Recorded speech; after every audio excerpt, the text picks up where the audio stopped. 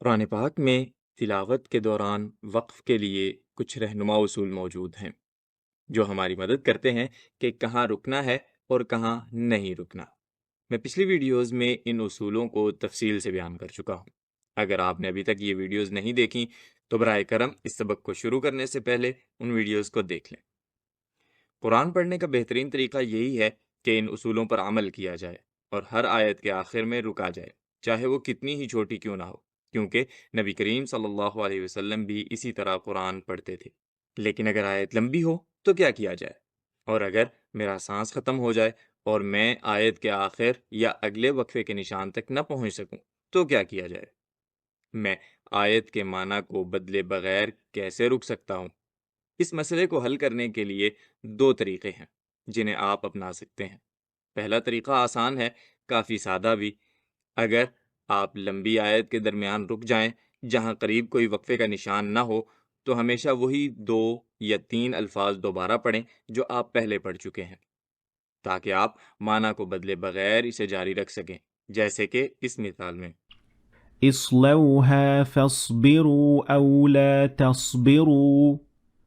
أو لا تصبروا سواء عليكم إنما تجزون ما كنتم تعملون۔ تو میں نے 3 الفاظ دہرائے اور پھر اس وقت تک جاری رکھا جب تک کہ میں اس مقام پر نہیں پہنچا جہاں پر میں کسی پریشانی کے بغیر رک سکتا تھا۔ آئیے ایک اور مثال دیکھتے ہیں۔ إنما يريد الله ليعذبهم بها في الحياة الدنيا وتزهق أنفسهم وهم كافرون۔ تو اس صورت میں نے 2 الفاظ دہرائے اور پھر آیت کے آخر تک پڑھتا رہا۔ اگر آیت لمبی ہو تو آپ اس طریقے کو کئی بار بھی استعمال کر سکتے ہیں، جیسے اس مثال میں الذين يتبعون الرسول النبي الأمي الذي يجدونه مكتوبا عندهم في التوراة والإنجيل يأمرهم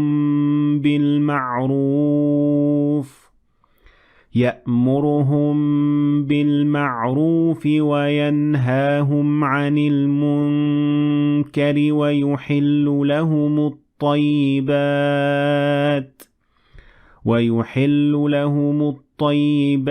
ويحرم عليهم الخبائث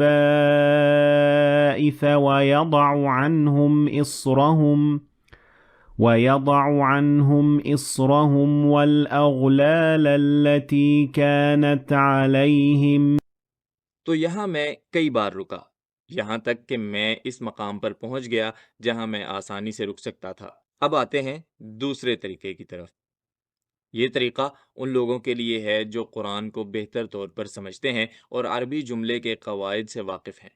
اس طریقے میں آپ آیت کے بیچ میں رک سکتے ہیں اور دوبارہ شروع کر سکتے ہیں جب تک کہ آپ آیت کے معنی کو نہ بدلیں یا جملے کو آدھا نہ کریں، جیسے کہ اس مثال میں لقد أرسلنا نوحا إلى قومه فقال يا قوم اعبدوا الله ما لكم من إله غيره إني أخاف عليكم عذاب يوم عظيم۔ یہاں میں آیت کے درمیان رکا کیونکہ یہ جملہ مکمل ہو چکا تھا اور پھر اگلا جملہ میں نے ایک نئے جملے کے آغاز سے شروع کیا، اس لیے مجھے پچھلے جملے کے کچھ الفاظ دہرانے کی ضرورت نہیں پڑی۔ اگر میں ایسا کرتا تو کوئی مسئلہ نہ ہوتا، لیکن میں نے جیسے کہا میں نئے جملے سے شروع کر سکتا تھا، جیسے انی اخاف علیکم سے لے کر آیت کے آخر تک۔ ایک اور مثال دیکھتے ہیں۔ قالوا يا ذا القرنين إن يأجوج ومأجوج مفسدون في الأرض فهل نجعل لك خرجا على أن تجعل بيننا وبينهم سدا۔ یہاں بھی وہی مسئلہ ہے، میں جملے کے آخر میں رکا کیونکہ اگلا جملہ در حقیقت ایک سوال تھا جو لفظ فہل سے شروع ہوتا ہے، تو میں جملے کے آخر میں رکا اور پھر نیا جملہ شروع کیا، اس لیے آیت کے معنی میں کوئی تبدیلی نہیں آئی۔ اب آپ جان گئے کہ اگر آپ کا سانس ختم ہو جائے تو کہاں رکنا ہے۔ اب بات کرتے ہیں کہ آپ رکیں گے کیسے اور جب رکیں گے تو کیا کریں گے۔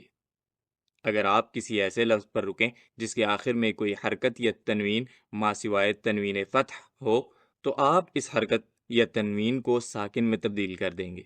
اگر آپ کسی لفظ کے آخر میں رکیں جیسے کہ اس مثال میں لئن لم ينته المنافقون والذين في قلوبهم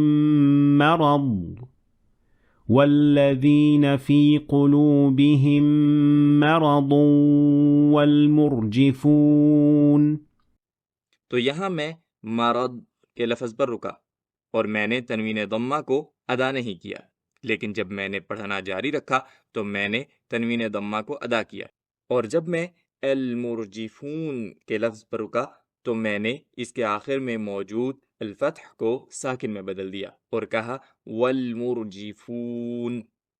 ایک اور مثال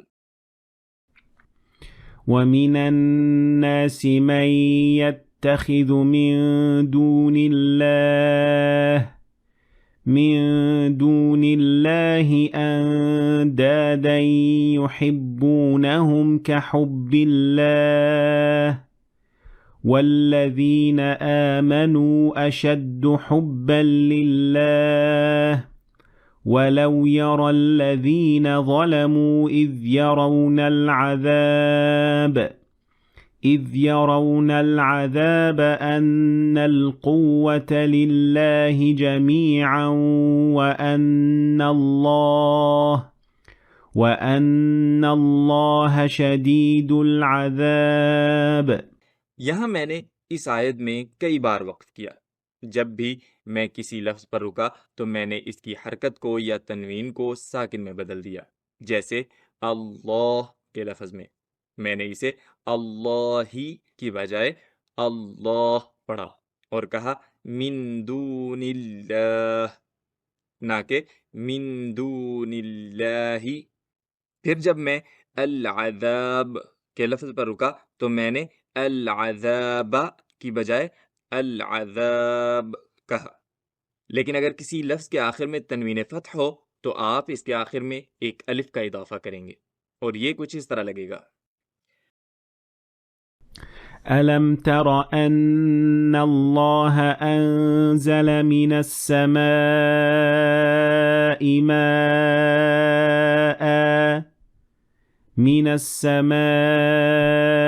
مَاءً فَأَخْرَجْنَا۔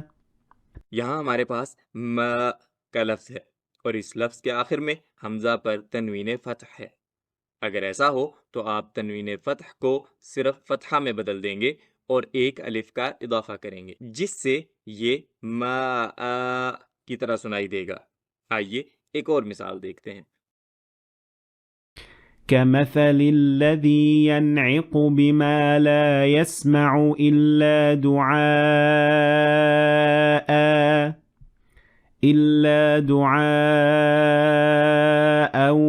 وَنِدَاءً۔ تو یہاں جب میں دعا کے لفظ پر پہلی بار رکا تو میں نے دعا کہا کیونکہ اس پر تنوین فتح تھی، اور جب میں دوسری بار ندا کے لفظ پر رکا تو میں نے ندا کہا کیونکہ اس کے آخر میں بھی تنوین فتح تھی، اور ظاہر ہے جب میں دوبارہ پڑھنا جاری رکھوں گا تو میں اسے تنوین فتح کے ساتھ معمول کے مطابق ادا کروں گا۔ آئیے ایک اور اصول دیکھتے ہیں۔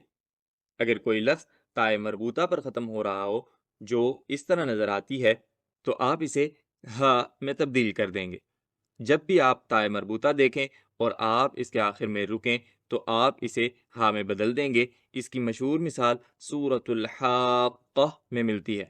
آپ دیکھیں گے کہ میں ایک ہی لفظ کو دو مختلف طریقوں سے پڑھوں گا، ایک جب میں جاری رکھوں گا اور دوسرا جب میں رکوں گا۔ فرق نوٹ کریں۔ الحاقة ما الحاقة۔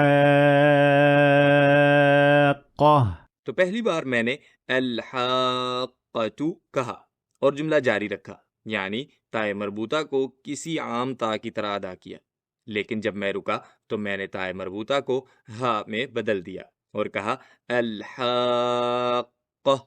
آئیے ایک اور مثال دیکھتے ہیں۔ سخرها عليهم 7 ليال وثمانية أيام حسوما۔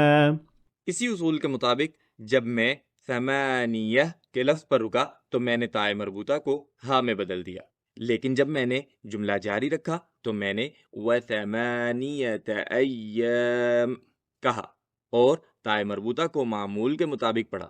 دھیان دیں کیونکہ آپ ہر تائے مربوطہ کو ہا میں تبدیل کریں گے، یہاں تک کہ اگر وہ تنوین فتح کے ساتھ ختم ہو رہا ہو، جیسے اس مثال میں كان الناس أمة واحدة۔ پہلا لفظ جس پر تنوین فتح ہے وہ امہ ہے، لیکن جب میں نے جملہ جاری رکھا تو میں نے امتا واحدہ کہا۔ دوسرا لفظ واحدہ تھا، اور جب میں رکا تو میں نے تائے مربوطہ کو ہا میں بدل دیا اور کہا واحدہ۔ ایک اور مثال، ومنهم من يقول ربنا آتنا في الدنيا حسنة